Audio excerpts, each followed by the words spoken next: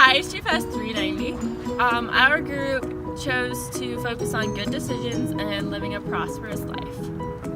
So we all interned at the Children's Cabinet. However, we also branched out to different programs because of the lack of hours we were getting, and so we all have a very well-rounded experience with the adolescents and the at-risk teens. So I think that's why we all wanted to choose living a prosperous life and making healthy decisions, because it's been really applicable to all the kids we've been working with. So what is your purpose? My purpose is to help others find their purpose and to help them feel supported and that they are heard, to help them find the path and the resources, services, and support they need to a happier, healthier, and more prosperous life. My purpose in life is to be the person I needed when I was younger, someone to guide and listen to. I love mentoring and working with teens because I learn something from them every single day, and it's a great experience.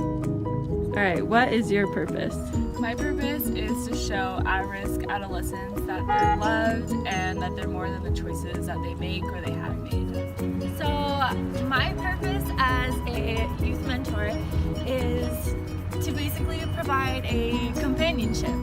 So I want to be that person that basically doesn't look through that lens that usually everybody sees them as delinquents, just categorize them by the way that they look or their history or their past. So I just want to be that person that helps them and supports them every day and know that there's always a new beginning. The Children's Cabinet was that I'd be dealing with kids in the juvenile system, and I can very much relate to that. And so these kids are in this program to better themselves. And that's one of my strong beliefs is it doesn't matter what you've been through, it's basically the way that you pull yourself out of it. And if I didn't have the resources and the people that helped me get out of it, then I wouldn't be where I am today. And so I want to provide that friendship for them, someone who's relatively the same age, who semi knows of what they're going through, to be able to genuinely care about them. And so that's what I'm here. One experience that I've had mentoring at the Children's Cabinet that has really resonated with me throughout this entire semester was my second service learning. There was a handful of youth, a case manager and another mentor there.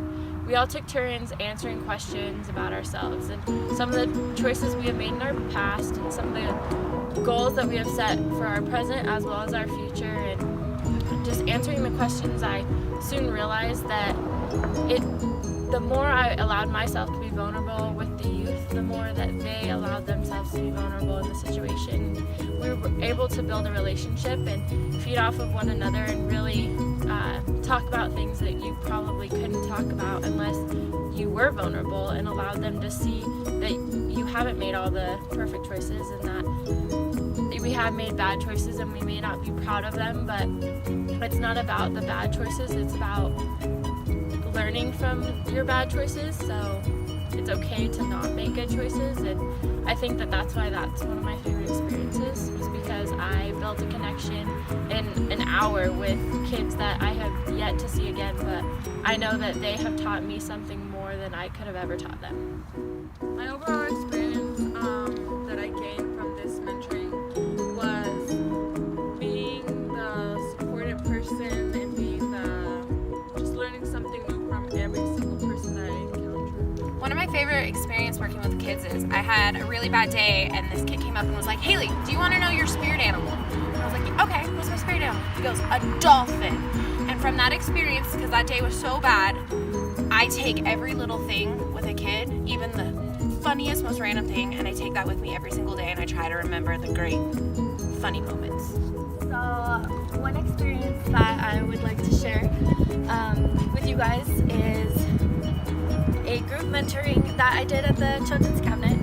We went bowling, and within the 2.5 hours that I spent there, I really connected with this one 17-year-old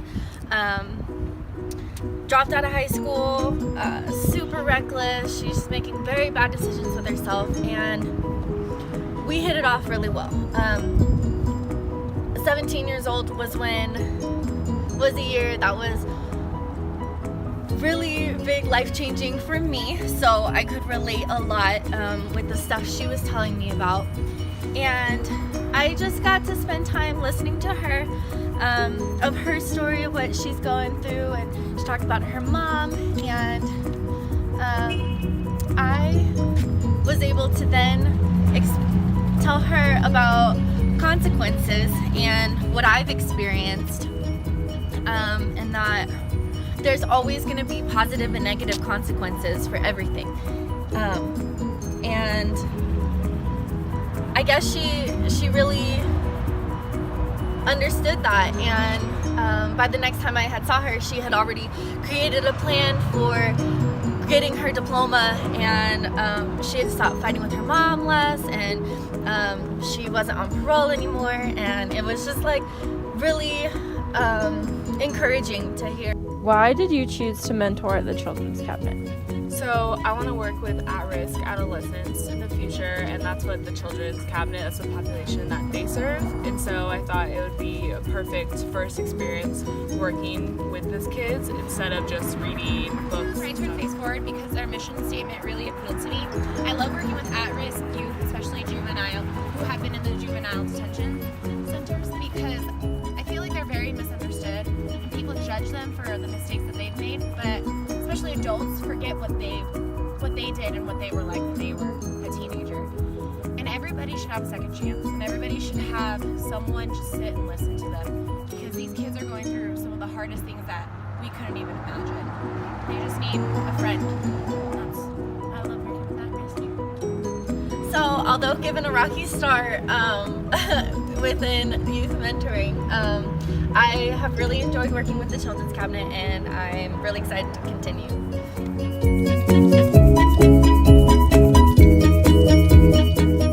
We all have an opportunity to make a difference in somebody's life, whether it's a child, a teen, an adult. So if we stop and take time to think about what we want to give to the next generation, then we can be a positive impact.